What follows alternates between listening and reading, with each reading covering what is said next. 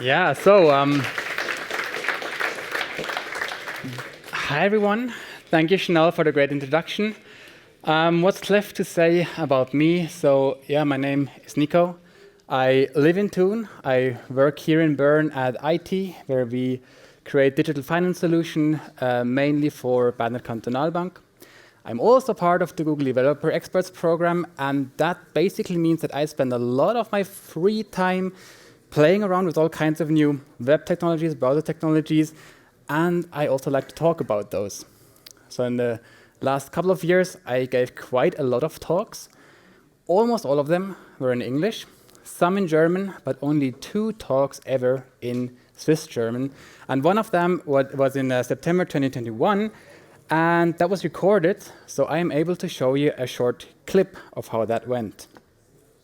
Im Endeffekt, schlussendlich, im Endeffekt, schlussendlich, das im Endeffekt, wird im Endeffekt, nur im Endeffekt, aber im Endeffekt, schlussendlich, im Endeffekt, schlussendlich, im Endeffekt,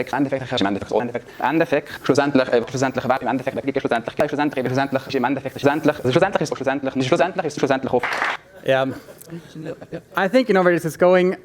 That's not a joke. That was a 30 minutes talk, and I managed to use the words im Endeffekt and schlussendlich over 35 times.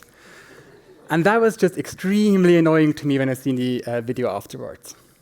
So about a year ago, I had my second talk in Berndeutsch at Bern.js, and I was looking for ways to solve that problem. I was looking for ways to detect those words when I'm speaking. And there are APIs, like the speech-to-text API, that transforms spoken words into text directly in the browser. Works great in English and also in German, but certainly not in Berndeutsch. But then again, those APIs, they just use machine learning models, right? And can't we use them directly in the browser? Well, we can. There's, for example, TensorFlow.js, which was released by Google in 2019. And with TensorFlow.js, it's a JavaScript library that allows us to use and to train TensorFlow models directly in Node.js or in the browser. One important thing about TensorFlow is that machine learning models, they require a lot of those mathematical operations. We have seen that in the morning in Josh's talk. And those operations are outsourced into so-called TensorFlow backends. So there's, for example, the CPU backend, where those calculations are happening in JavaScript on the CPU, which is quite slow. There's also a WebAssembly backend, which is a bit better, but if we want to have performant machine learning operations, we need to use the GPU. There are 2 ways to access the GPU from the browser. There's WebGL, which is this graphical abstraction layer on top of the GPU. It uses the GPU under the hood. And since Chrome 1.13 and also Chrome on Android 1.21, there's also the WebGPU API. And that's basically like a unifying layer on top of the modern GPU APIs, like the Vulkan, the DX12, and so on and so forth. And that also allowed TensorFlow to release the WebGPU backend, where those calculations are happening directly on the GPU. Let's have a look at some examples. My slides will be online right after the talk, so you will have all the code samples, all the links there as well. But what we do here is we have this face landmarks detection model directly from TensorFlow. We can create a detector. We can then pass any image to this estimate faces method. And what I do then is I will have this canvas on top of my face, and I will just draw the key points it found on this canvas, so I have this mesh on top of my face. Let's have a look at an example. So here I'm using the camera input of the device. It takes the current frame, it calculates all the key points, and then it will draw the key point on the canvas, which lives on top. And you see there is quite some delay between the drawing and the next frame. And we are now at like 5 frames per second, which is quite slow. And that's because we are using the CPU backend. So if I switch to WebGPU, we are now at almost 30 or more than 30 frames per second, which is almost instant. So it recognizes all the key points in my face almost instantly. I released this little demo app on May the 4th last year, and I wanted to just draw some Star Wars masks on top of my face. So I will just take 2 key points between my eyes, to determine the size and also the position of those 2D images. And I mean, it's a silly side project, but it's also great to just showcase the power of WebGPU. Now back to my original problem. I mean, I wanted to detect words when I'm speaking. There's another pre-made model by TensorFlow called the speech commands model, and by default it will listen to the audio input of our device, and it will then listen for words like 0, 1, 2, 3. But of course, my word, Bärendütsch, is not in that list, so I had to train my own model. There's a tool called Teachable Machine that helps you do exactly that. So what you see on the right-hand side is a screenshot of Teachable Machine. There I have my background noise class, which is just me for 1 hour reading. Then I have 50 audio samples, 1 second clips of me saying schlussendlich, and 70 times me saying im Endeffekt. And then it will train the model directly in the browser, and you can then use the model.json, the meta.json that it spits out in this recognizer function. So since my slides are running in the browser and this snippet is also JavaScript, I am able to then create this little slides extension that will listen to everything I say. And whenever I say, for example, im Endeffekt, oh, come on. Im Endeffekt. Ah, maybe it takes the wrong audio input.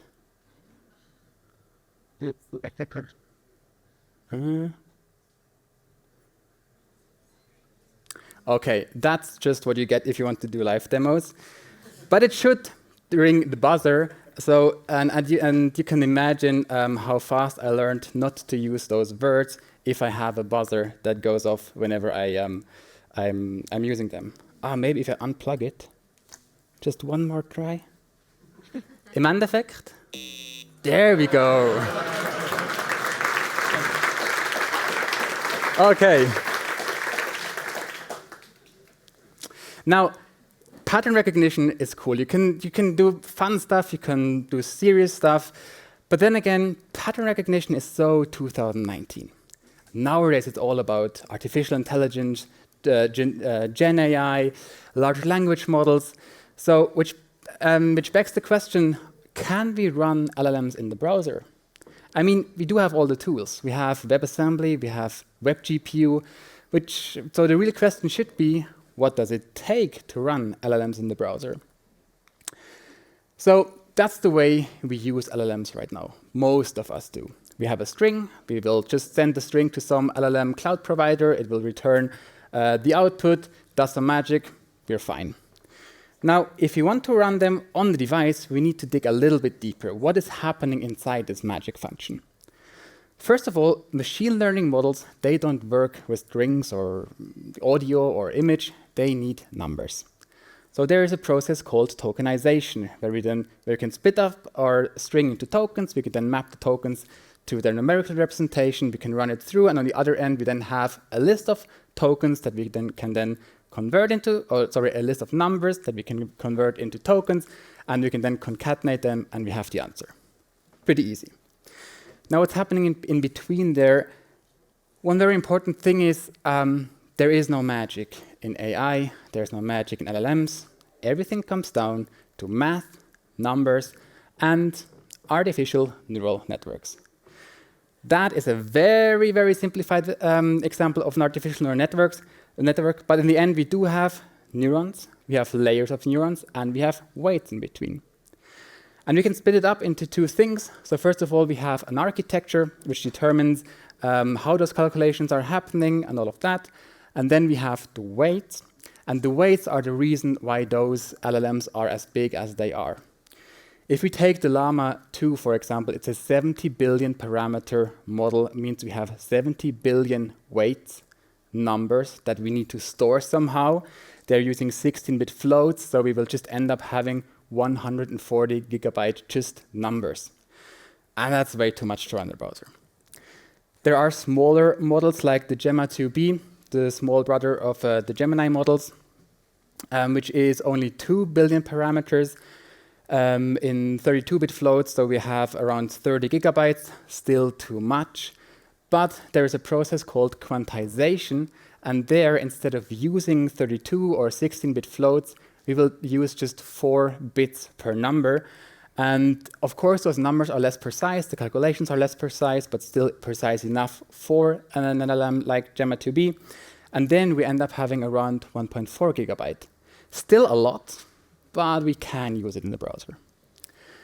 For the architecture, there are a couple of projects that try to bring those architectures to the web. There is Keras, which is used by TensorFlow and MediaPipe. There is the Onyx compiler and the Onyx runtime that is used by transformative.js, which is another great web AI tool by basically one guy from Hugging Face.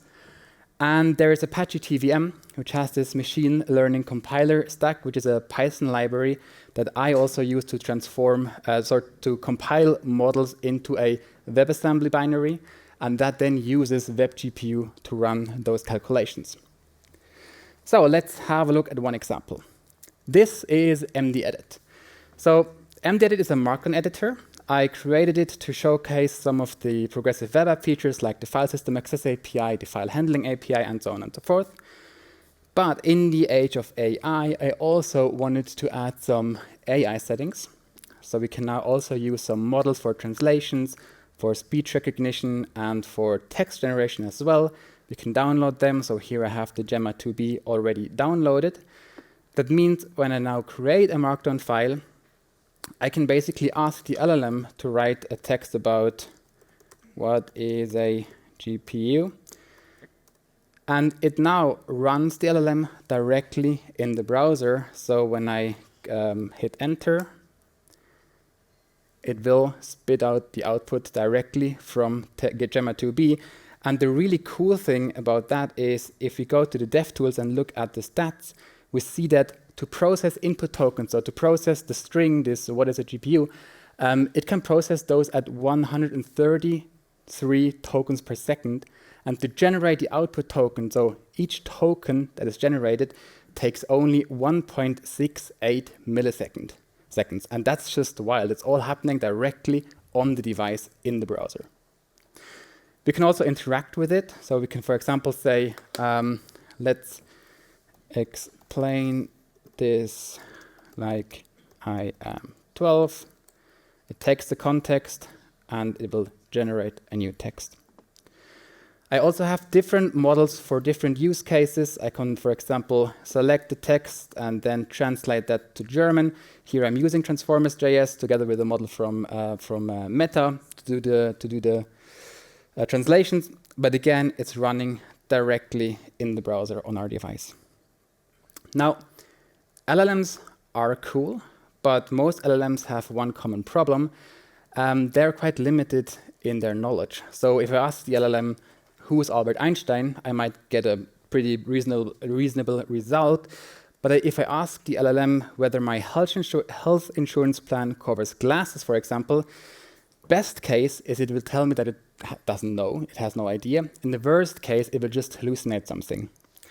Solution to that problem would be retrieval or augmented generation, where I pass all the information together with the question and then ask the LLM to answer that question. We will hear more about RAG from Lisa right after this talk, but most of the solutions I found have one common problem. I don't want to upload sensitive information to some LLM cloud provider.